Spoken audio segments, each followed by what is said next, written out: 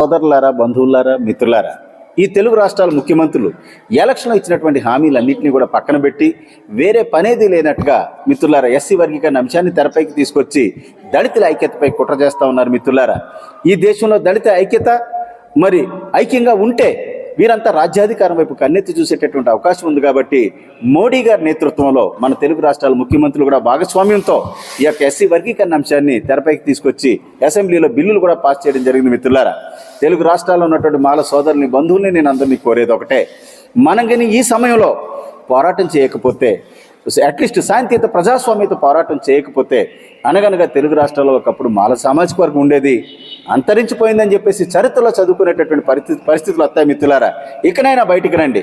ఇక చంద్రబాబు నాయుడు, రేవంత్ రెడ్డి చట్టాలు చేశాడు కదా, అంత అయిపోయింది కదా, చేసేదేమీ లేదని అనుకోకండి. మిత్రులారా, don't think that they can't be changed. అంత అయిపోయి everything is over. Don't think that everything is over, nothing left more than that అని చెప్పేసి మీరు అనుకోకండి. మిత్రులారా, ఎందుకంటే ప్రజాస్వామ్యంలో పీపుల్ ఆర్ సుప్రీం. ప్రజలు తలుచుకుంటే ఏదైనా సాధించగలరన్న విషయాన్ని ఈ సందర్భంగా మీకు అందరికీ గుర్తు చేస్తా ఉన్నాను. మిత్రులారా, చంద్రబాబు నాయుడు చేశాడు కదా అనుకుంటే కుదరదు. ఎందుకంటే అదేమి భగవద్గీత కాదు, బైబిల్ కాదు, ఖురాన్ కాదు.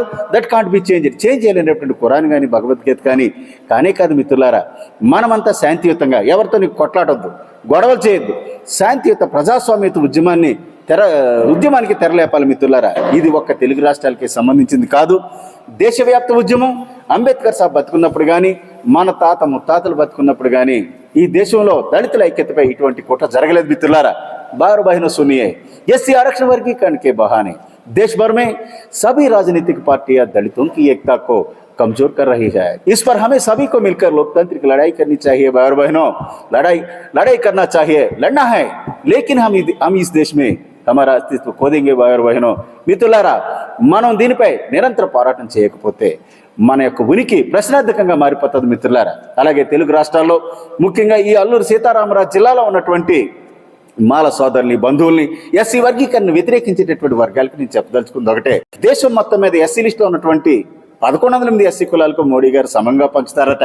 ఇది ఎలా సాధ్యమని చెప్పేసి ఈ సందర్భంగా నేను తెలియజేస్తా ఉన్నాను, వారిని అడుగుతా ఉన్నాను. మిత్రులారా, మనకి ఎస్సీ రిజర్వేషన్ పేరుతో పడేసేది ఎంగిలి మెతుకులు మాత్రమే. It is just spit rice, it is nothing but left over rice.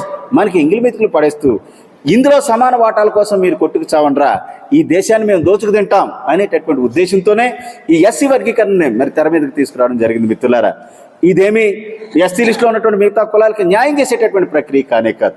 మనమంతా నిరంతరం కొట్టుకు చేస్తూ ఉంటే వారు ఈ దేశాన్ని ముఖ్యమంత్రులు కానీ, ప్రధానమంత్రులు కానీ వారి స్థాయిలో దోచుకోవడానికే ఈ కుట్ర తెరపైకి తీసుకురావడం జరిగింది. మిత్రులారా, కాబట్టి మీరు అందరూ గమనించాలి. నేను చంద్రబాబు నాయుడిని, రేవంత్ రెడ్డిని, మోడీని ఈ సందర్భంగా కోరేది ఒకటే, మాకు ఇచ్చేటటువంటి ఎంగిలి మెతుకుల్లోనే మరి వర్గీకరణ చేస్తామంటున్నారు కదా, మీ కేబినెట్ మంత్రి పదంలో వర్గీకరణ అక్కర్లేదా? మీ యొక్క అలాగే మరి ఈ దేశంలో ఉన్నటువంటి సంపద విషయంలో వర్గీకరణ అక్కర్లేదా? భూముల విషయంలో అక్కర్లేదా? హైకోర్టు, సుప్రీంకోర్టు జడ్జెస్ విషయంలో ఈ వర్గీకరణ అక్కర్లేదా? ఇండస్ట్రీస్లో అక్కర్లేదా? మేము చేతగానోళ్ళం కాబట్టి, మేము అమాయకులం కాబట్టి ఎస్సీ వర్గీకరణ పేరుతో మాకు పడేసేటటువంటి ఎంగిలి మెతుకుల్లోనైనా మరి ఈ యొక్క వర్గీకరణ అమలు చేస్తారని చెప్పేసి ఈ సందర్భంగా మిమ్మల్ని ప్రశ్నిస్తూ ఉన్నాను. మిత్రులారా, ఇకనైనా సరే మోడీ, చంద్రబాబు, రేవంత్ రెడ్డి ఆలోచించుకోవాలి, లేకపోతే రాజకీయంగా తగిన మూల్యం చెల్లించుకోవాల్సి వస్తుందని చెప్పేసి ఈ సందర్భంగా హెచ్చరిస్తూ doctor Ratnakar, national president for rocks and Mala Mahanadu.